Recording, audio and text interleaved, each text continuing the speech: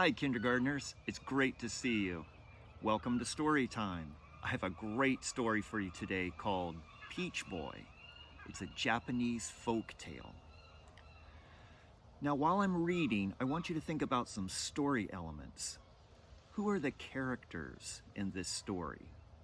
Who do you think the main character might be? And are there any villains in the story? Also, what is the setting of the story? Where does the story take place? Can you retell the story? What happens in the beginning, middle, and end of the story? And finally, do you think this story is fiction or nonfiction? What's your evidence? Peach Boy, a Japanese folk tale. A Bantam Little Rooster book, published by Bantam Books. Written by William H. Hooks. Illustrated by June Otani. Peach Boy. A long time ago in the land of Japan, there lived an old couple. They were very poor, but they did not wish for gold or fine clothes. They only wished for one thing. They longed for a child.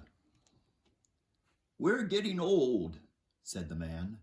"Soon I will not be able to work. Who will look after us? Who will protect us from the wicked Oni monsters?" "I wish we had a son," said the woman. "Wishes can't take care of us," said the old man sadly. Then off he went to cut wood. The old woman went to the river to wash clothes. She rubbed the clothes on a rock. Squish, squish, squish. With every squish, the old woman said, "I wish, I wish, I wish." After a while, she rested. She was tired of washing and wishing. Suddenly, she saw something strange floating in the river. It was a huge peach. The woman picked up the peach and brought it home. "Not what I wished for," she said, "but it is a beautiful peach." The old man thought so too. "Such a peach!" he cried. "It'll last us a week. Let's cut it open right now." The old woman got a knife. She started to cut the peach. "Stop!" cried a voice. "Do not harm me." The voice came from inside the peach. The old couple couldn't believe their ears. Then the peach split in half. Out jumped a baby boy. Now they couldn't believe their eyes.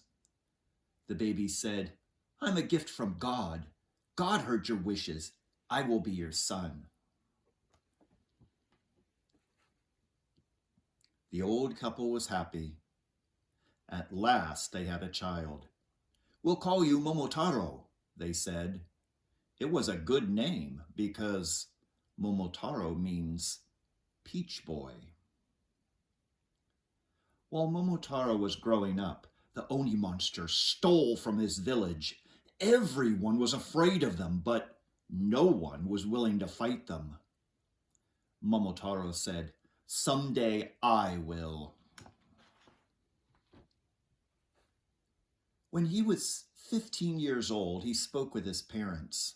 "It's time I helped you in my village," he said.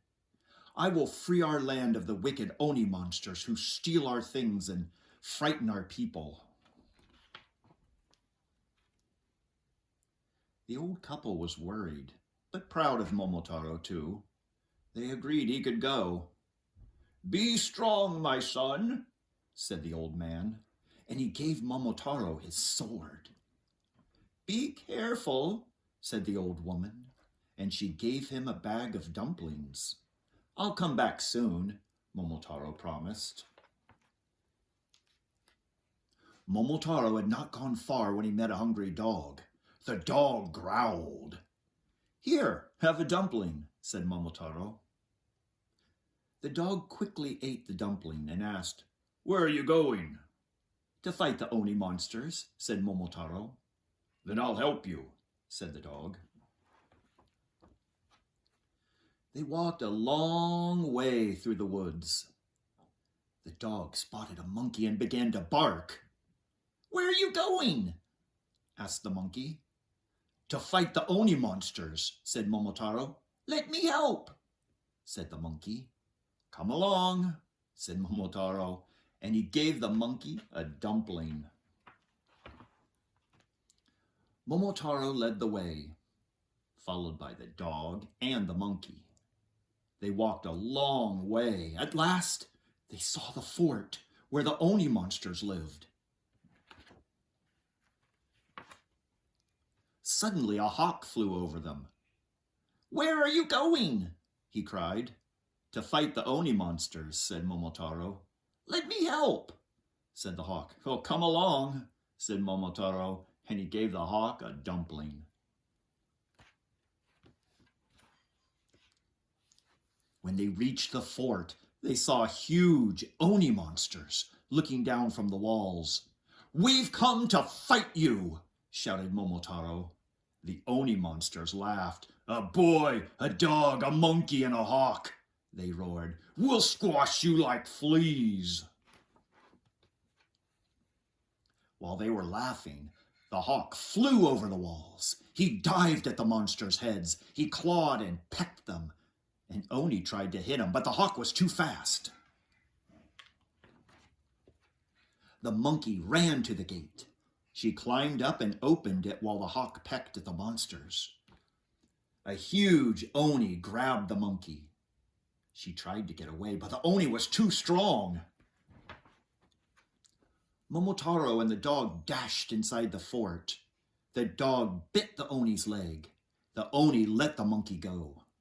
Another Oni rushed up. Momotaro stopped him with his sword. All together, Momotaro yelled. Attack the Oni monsters! The hawk pecked at their heads. The monkey bit their arms. The dog chewed their legs. And Momotaro cut them down with his sword. The monsters were so frightened they gave up and fell to their knees. They made a promise to Momotaro. We'll never steal again. We'll never harm your people again. Then they gave Momotaro all of their stolen treasure. Momotaro and his friends loaded the treasure in a cart. They carried it back to the old couple's house. The old couple was overjoyed to see their son. The Oni monsters will do no more harm, said Momotaro, and this treasure is all for you. Oh, it's far more than we need, said the old man. We will share it with all of our friends, said the old woman. The old couple and Momotaro lived together happily. They were never lonely, not with the dog and the monkey and the hawk to keep them company. The end. Peach Boy, a Japanese folktale. I really enjoyed that story. Did you?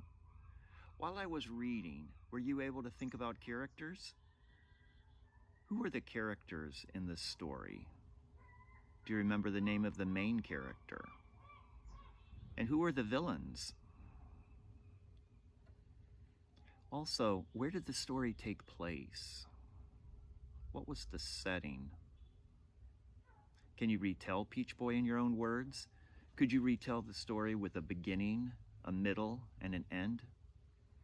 Also, do you think Peach Boy was fiction or nonfiction? What's your evidence? I sure enjoyed reading to you today. I'll see you again soon. Bye.